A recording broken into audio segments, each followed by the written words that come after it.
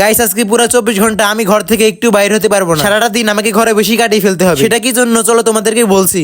সকালের দিকে বসে বসে ফোন টিপছিলাম, হঠাৎ করে দেখলাম একজন কল দিল, তাই আর কি তার সাথে কিছুক্ষণ কথা বললাম। পরে সেই ফোন রাখার পরে ফোনের টিপতে ভালো লাগছিল না, সারাটা দিন কি করবো কিছুই ভালো লাগছে না, এজন্য এদিক ওদিক হেঁটে বেড়াচ্ছি। পরে ভাবলাম না খুঁজে দেখি খাওয়ার জিনিস কিছু আছে কিনা। এইখানে এসে অনেকক্ষণ খোঁজাখুঁজি করার পরে কিছুই পেলাম না। ওমা এখানে কিছু না কিছু তো থাকি, আজকে কিছুই নাই। মেঘ না চাইতেই বৃষ্টি। পরে দেখলাম এই প্যাকেটে কি রয়েছে, প্রথমে চিপস আর মামা বিস্কুট পাইছিলাম, পরে দেখলাম চেনাচুর আর ম্যাগি মশলা আছে। ভাবলাম আজকে এগুলো দিয়ে মুড়ি মাখালে তো ভালোই হয়, তাই আর দেরি না করে পেঁয়াজের কাছে এসে 2-3টা পেঁয়াজ নিয়ে নিলাম। পেঁয়াজ ট্রেস এনে পরে পেঁয়াজ গুলো সুন্দর মতো কুটি ফেললাম, যা কিছু আছে সবকিছু একটা বাড়িতে নিয়ে নিছি। আবার বাড়িতে দেখলাম 2টা আলু চাবুক ছিল, তাই ওইটাও নিয়ে নিছি। এখন এর ভিতরে চেনাচুর আর ম্যাগি মশলাটা দেওয়া বাকি আছে। চেনাচুর আর ম্যাগি মশলা দেওয়ার পরে সবগুলো মশলা একবার রেডি করে ফেললাম। ও সরি, ম্যাগি মশলা তখন না দিয়ে এখন দিচ্ছি, যাই হোক সরি। দেন মুড়ি দেওয়ার আগে মশলাগুলো একটু টেস্ট করে দেখছি কেমন হয়েছে। সবকিছু সেই হয়েছে, মুড়ি মাখানো হয়েছে, এখন শুধু খাওয়ার পর। মুড়িগুলো কিন্তু আমি একা খাবো না, বাড়ির সবাই মিলেই খাবো। ভিডিওর সামনে আমি আগে খেয়ে নিচ্ছি। গাইস মুড়ি টুড়ি খাওয়া শেষ করে এখন একটু নায়ক হওয়ার চেষ্টা করছি। আমাকে কি আসলে নায়ক লাগে নাকি হিরো আলমের মতো লাগে?